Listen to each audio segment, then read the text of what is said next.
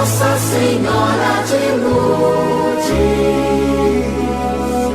ouvi o louvor e a oração. Bem, meus irmãos e minhas irmãs em Cristo, sejam então bem-vindos e bem-vindas a mais essa reflexão da Palavra de Deus. É a reflexão da liturgia diária.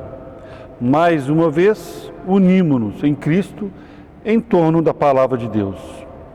O Evangelho de hoje está em Marcos 12, de 35 a 37. Tomemos consciência então deste momento, abramos o nosso coração, esqueçamos um pouco a nossa rotina, as nossas preocupações. Daqui a pouco retomamos para saber o que temos que pedir a Deus, mas um momento agora de tranquilidade, de paz. A graça do nosso Senhor Jesus Cristo, o amor do Pai e a comunhão do Espírito Santo estejam convosco. Bendito seja Deus que nos reuniu no amor de Cristo. Iniciemos então essa nossa reflexão em nome do Pai, do Filho e do Espírito Santo. Amém. Toda a Escritura é inspirada por Deus e útil para ensinar, para argumentar, para corrigir e educar na justiça, a fim de que o homem de Deus seja perfeito e qualificado para toda obra. O Senhor, por trás de toda palavra, nos deixa um ensinamento, em sinal de algum de seus dons. Os que amam vossa lei têm grande paz.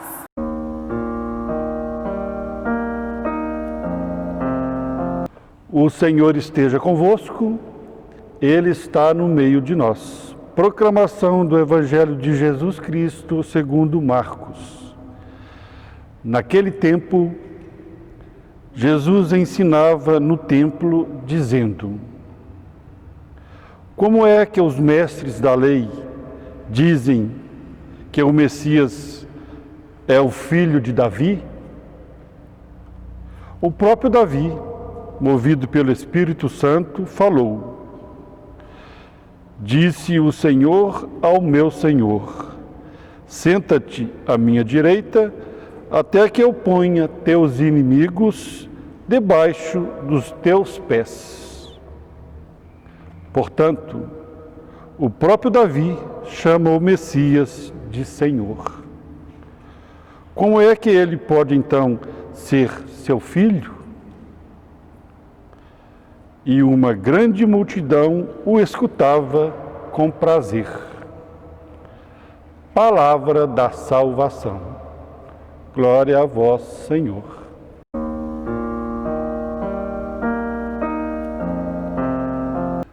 Lembremos então, meus irmãos, da dinâmica da liturgia diária. Nós viemos do tempo pascal, onde refletimos sobre a vida após a morte.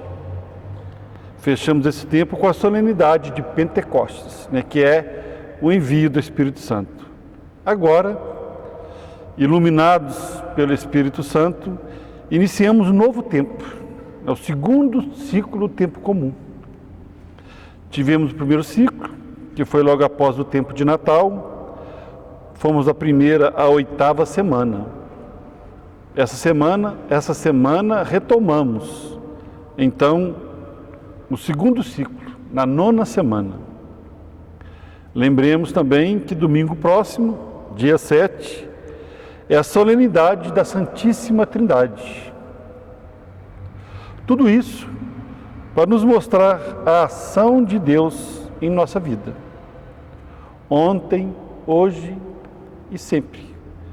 Nós atualizamos essa ação de Deus. E atualizar não no sentido que está antigo, não. É que traz para hoje. Olha que bonito, Deus age na nossa vida como agiu quando nós lemos no Antigo Testamento, da história do povo de Deus, e continua agindo até hoje. Aí nesse momento não vem uma pergunta para a gente, né? O que é o tempo comum? Já que nós estamos nesse tempo, não é nada mais oportuno a gente saber que tempo é esse, né? Porque aí, inclusive, nos ajuda a entender, né? Quando a gente tiver, então, aí nas celebrações, né? A gente ouvindo o que Jesus está dizendo, a gente ter esse conhecimento, qual que é o objetivo desse tempo comum. Então, olha que interessante, o documento da igreja nos diz que esse tempo é que nós recordamos tudo que Jesus disse e fez para a nossa salvação. Olha, vamos então recordar todos aqueles discursos de Jesus que ele fez, que vai nos ajudar nessa nossa vida terrena, para nos preparar para nossa salvação. E olha, então, nós vamos concluir então que o tema central é o seguimento de Jesus. Nós precisamos então ter isso em mente, que nós somos seguidores de Jesus, e esse tempo é para a gente apurar isso, a gente perceber bem o que Jesus quer que nós façamos, para que a gente seja digno de ser, então, né, para dizer que nós somos realmente seguidores dele, né, porque é a prática. Então hoje, já nesse evangelho, aqui, né, Jesus já questiona ali os doutores da lei, né, porque eles estão dizendo, na interpretação deles, que o Messias, que era esperado, era filho de Davi. Mas aí ele questiona, mas vocês compreenderam bem as Escrituras? Davi não disse que o Messias chamou ele de Senhor, né? Como que é pai dele? Então, o pai está chamando o filho de Senhor, não seria o contrário? Né? O filho chamar o pai de Senhor? Então, isso para mostrar para nós que Jesus veio para poder realmente fazer com que a gente pense bem o que nós estamos fazendo, o que nós estamos falando, se nós estamos fazendo realmente as coisas coerentes, né? Então isso é importante. Agora, eu achei interessante também, acho que é interessante a gente falar nesse momento aqui dois pontos importantes, né? Quando nós dizemos que o tempo comum é o tempo em que nós recordamos o que Jesus disse e fez para a nossa salvação. Porque aí já começamos a parar para pensar que Jesus disse e fez. Então já começa a dar dica para a gente que não basta eu dizer que eu sigo Jesus. Eu tenho que mostrar isso. Dizer é importante, é bom, eu diria o primeiro passo, mas aí dando esse passo eu preciso de aprofundar e começar a praticar. Então, já é uma dica. Outra questão interessante aí, que ele nos ensina tudo para a nossa salvação. Olha, importante isso também. Não é para ninguém aqui ter mais poder, ser mais inteligente, ou ficar rico, ou mudar de vida achando que agora vai ser tido na sociedade como uma pessoa mais importante, né, receber algum título. Não é isso. É mais do que isso. Aliás, é infinitamente mais do que isso. É para a nossa salvação. Se a gente colocasse isso em mente, tivesse isso, com essa convicção, nós melhoraria muita coisa da nossa vida. Aí a gente ia perceber que nós estamos aqui nos preparando para a eternidade. Então muitas picuinhas, muitos probleminhas que para nós, a gente pensa muito no material, ele é um problemão. Se pensar no espiritual, nada, vai ficar tudo aí, não é assim? Então é isso, isso é a base, nós temos que ter essa consciência. E se nós viemos participar da igreja, por exemplo, querendo ser mais importante, achando que nós vamos ser bem quistos na sociedade por isso, é interessante que Jesus não nos renega, Ele nos quer mesmo assim, mas nós precisamos, Ele quer também que nós reavaliemos esse nosso comportamento, porque não é para isso. Não é para ter sucesso, não é ter tudo que a gente quer nessa vida. É para ser feliz aqui também.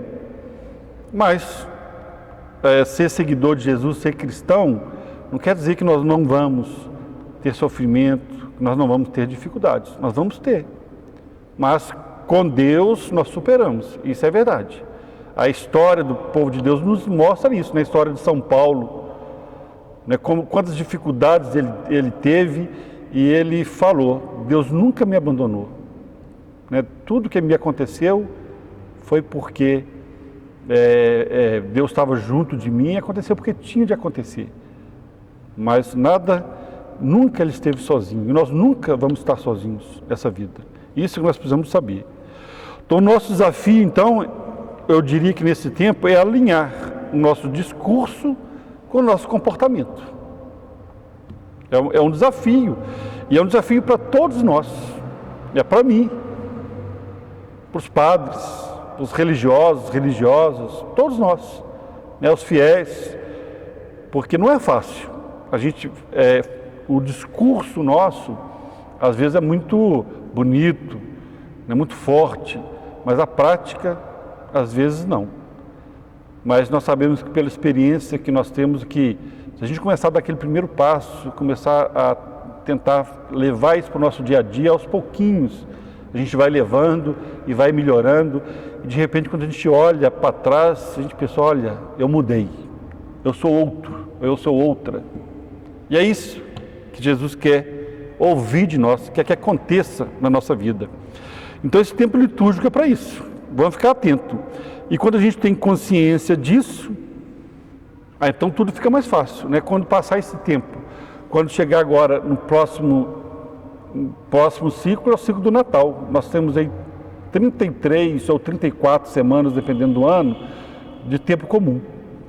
Todo esse tempo para a gente poder ir ouvindo os discursos de Jesus para o nosso dia a dia, para a nossa vida, e reavaliando as nossas posições, os nossos comportamentos, e aí a gente vai melhorando. E é isso que Deus quer de nós. Então, que o Espírito Santo, que foi enviado em Pentecostes, né, domingo passado, está sempre sendo enviado para nós, que Ele nos ilumine nessa caminhada, para quando chegar no final desse tempo, nós podemos dizer: valeu a pena, melhorei, estou melhor. Que assim seja. Amém.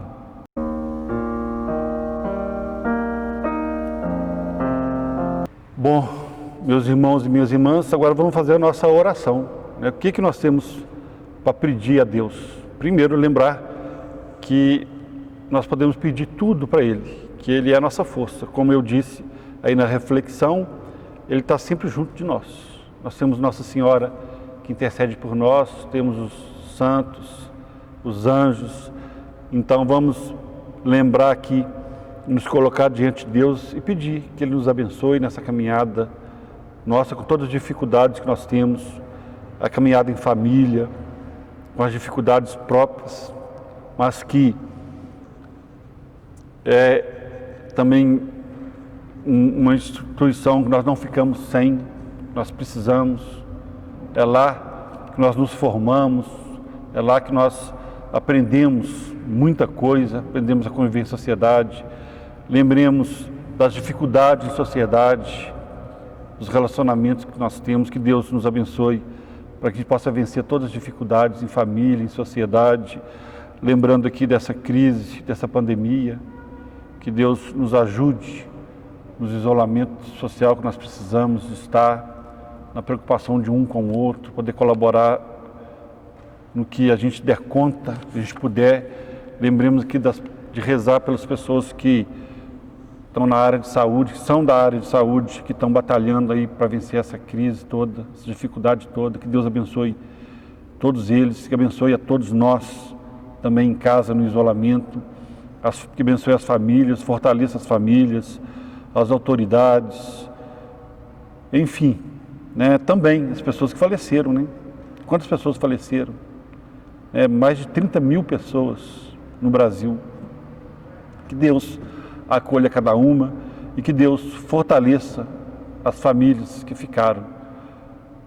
E também nós, né, que estamos aí na luta também, que ainda sabemos que precisamos tomar cuidado, que Deus nos ilumine para que a gente não seja contaminado e para que a gente possa ajudar as pessoas que estão com dificuldades e que nós, então, quando chegar ao final desse tempo, dizer: ufa, vencemos. Não é? A gente pode agora ver o que nós podemos fazer para que dificuldades como essa não aconteçam novamente, porque é muito triste. Que Deus, então, nos abençoe a todos, a cada um de nós, a nossa sociedade, a nossa família, né? Todos que precisam de bênção, e todos nós precisamos. Quem é que não precisa? Né? Todos nós precisamos da bênção de Deus. Então, que essas bênçãos desçam sobre todos nós, nossas famílias. Que assim seja. Amém.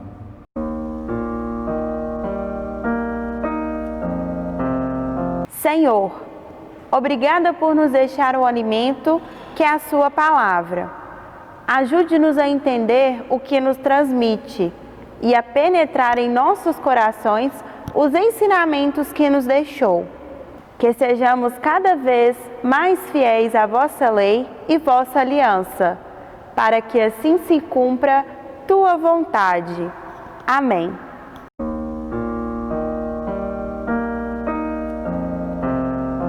Estamos chegando no final dessa reflexão, desse momento de oração. Vamos pedir a bênção de Deus, né? Que Deus nos abençoe para que a gente possa vencer todas as dificuldades e possa também ser feliz, né? Mesmo com todas as dificuldades que nós temos.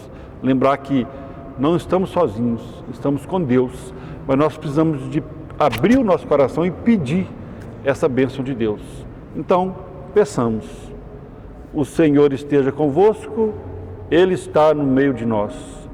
Pela intercessão de Nossa Senhora de Lourdes, abençoe-vos Deus Todo-Poderoso, Pai, Filho e Espírito Santo. Amém.